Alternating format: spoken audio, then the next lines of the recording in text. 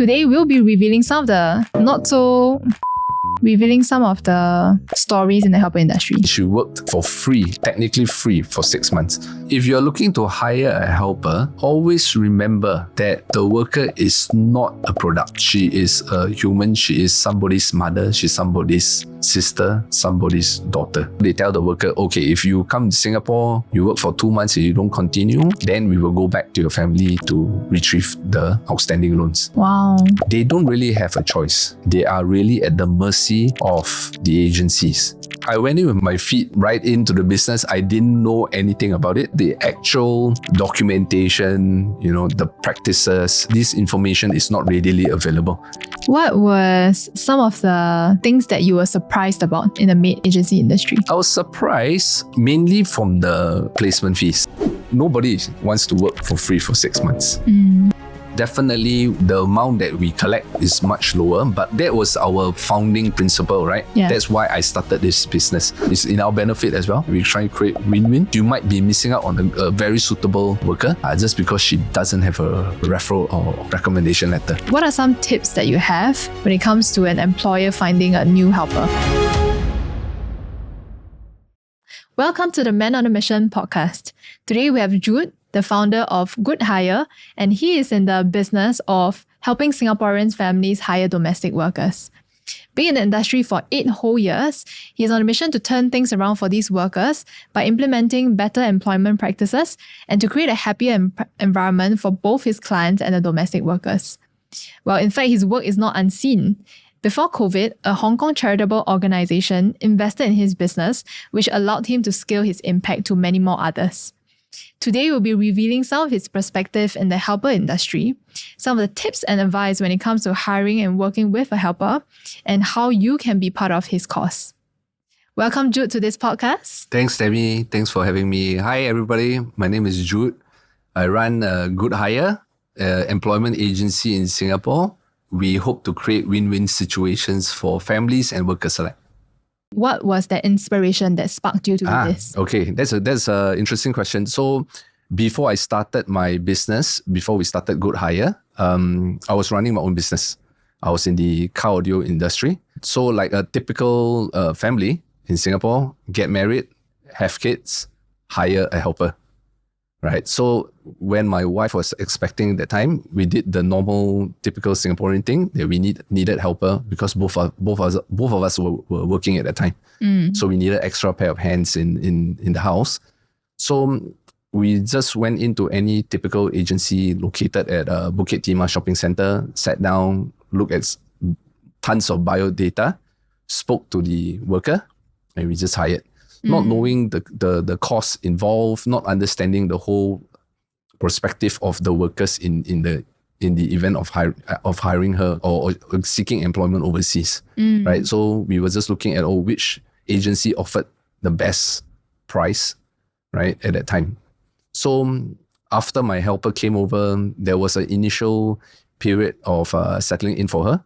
She had some challenges adapting to working in Singapore, right? Because it was her first time leaving her family, working overseas.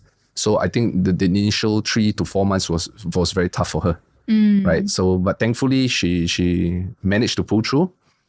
My family, we were quite obliging, right? I think at that time, you could, it was a touch and go, right? We could have easily said, okay, if you're not able to continue working, then we'll just send you back. But thankfully, she managed to pull through. She managed to adapt to lifestyle in Singapore. And she has since worked 8 years for my family.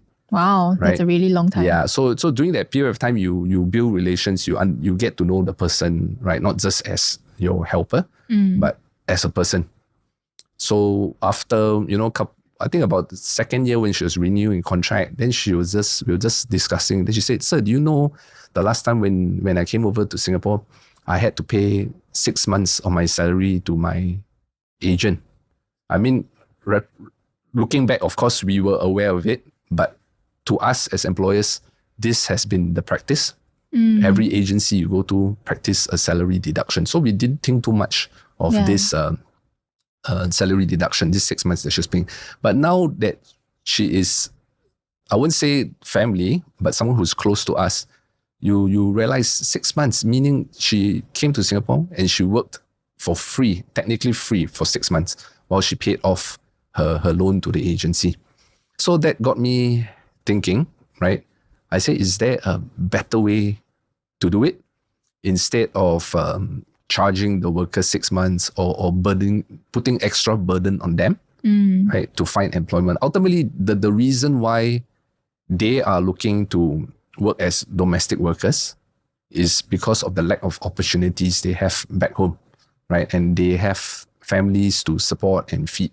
That's ultimately the reason why they are looking for employment overseas, right? And yet we are adding to their burden. So that's in the back of my mind. I said, okay, maybe we will take a look and see whether we have a chance to try it out and see if there's a better way to do it. And thankfully, I had the opportunity because since after shortly I sold off my business, then that was just my next, it was a smooth transition to the next opportunity to explore. Yeah. How do you felt when a 2-year person who has been working for you, right, living with you, doing whatever they can to help your family, tells you that, oh, do you know that I didn't have salary for the first 6 months? How do you feel back then? I mean, like I said, we are aware. It's not that I wasn't aware. We paid the agency, right? It's just that once we put it into perspective, it's a human being, it's someone you know. When you have that personal connection, then you start to get, wow, 6 months, that's crazy. How I wouldn't want to work. Nobody wants to work for free for 6 months, right? So I just thought, okay, there must be let me try and see if there's a way we can provide a better solution for the workers that they don't have to pay that large amount of money just to find employment. Do you think she had a choice? I don't think so, right? Because that is still currently the market practice, right? That would be the norm for the workers. So they expect to pay if they want to work overseas. This is, they are fully aware, right? That has been the way. So just like for us employers, we have been accustomed to those loans that we pay to the agencies. So many of my employees, my customers currently, they also ask, why you don't charge? Why don't you charge the workers? Right? They also find it a bit weird why we don't do it. Yeah. Interesting. When you started the business, right, how was it like? Because you are going into an industry where there was a sort of a standard practice, right? But you are starting a whole new model altogether of pricing, right? What kind of experiences did you face when you first started that? Yeah, so I went in with my feet right into the business. I didn't know anything about it. I was aware of the licensing requirements by the Ministry of Manpower. I did that. I got my license. But the actual documentation, the practices, these are not this information is not readily available. It comes with experience. So I'll say for the first 2 years, I paid a lot of what you call tuition fees, right? That we made mistakes, we paid it out of our pockets when we had to, right? So, but it was a steep learning curve for the first 2 years, I would say. And even now, we are still learning. Things are moving because government regulations change from time to time. So we learn to adapt. But of course, now we are very familiar with the normal processing with all these government agencies requirements. Yeah. You mentioned when you started, there were tuition fees to be paid. Yes. Right. So what are some facts that we don't know about the industry? Okay. So tuition fees, what I mentioned about tuition fees is, for example, there are certain regulations or there are certain processes that the government MOM, right, requires that was not stated on their website. It wasn't published, right? So we made mistakes. So when these mistakes happen, it could affect the worker, employer, and of course we might get fined, right? So these are the tuition fees that I was referring to that we paid and we learn. Of course, when you make a mistake, you learn. It's a more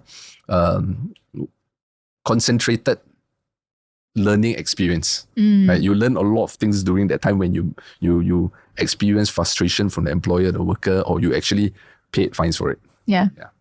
What was some of the things that you were surprised about in the maid agency industry? And I was surprised mainly from the placement fees. How majority of after being in the industry, you tend to learn, you understand how a typical agency works. Yeah. Right? Because we are not trying to charge the worker. And that's where you learn that a lot of agencies, they charge the worker, and they also, in order to retrieve their loans, right, a lot of them also link it back to their family. So they tell the worker, okay, if you come to Singapore, you work for 2 months and you don't continue, then we will go back to your family to retrieve the outstanding loans. Wow. Yeah, so that again, is not conducive. Yeah. Right? You want a worker, because the worker will be in your family. She needs to be safe. She needs to feel safe. She needs to feel trusted. Right?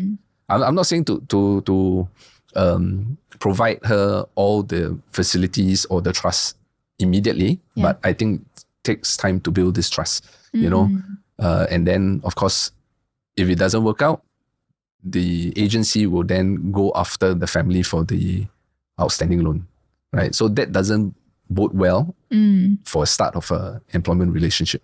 Yeah, it almost feels like they are really at the mercy of the employer. Exactly. So domestic workers, regardless whether they're coming from Myanmar, Philippines, the three main source countries in Singapore, Myanmar, Philippines, and Indonesia, they don't really have a choice, right? They are really at the mercy of the agencies. And the way the industry has been working is that they take advantage of this lack of opportunity of the underprivileged workers, right? So they don't really have a bargaining power, but ultimately these workers are the customers of these agencies, right? But they, like I said, take advantage of the situation, the desperation for employment. Yeah. What do you think are some of the challenges that these domestic workers face when they came to Singapore?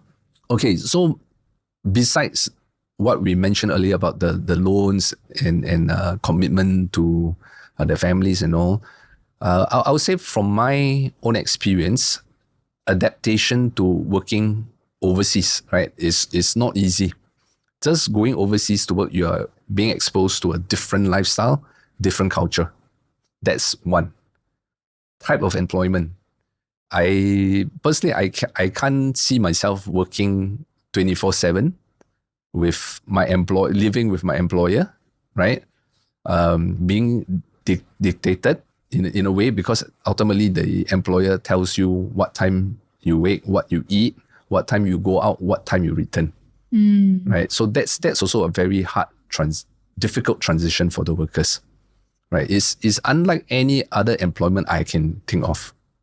Right? So these are the challenges. Then on top of that, you got your diet.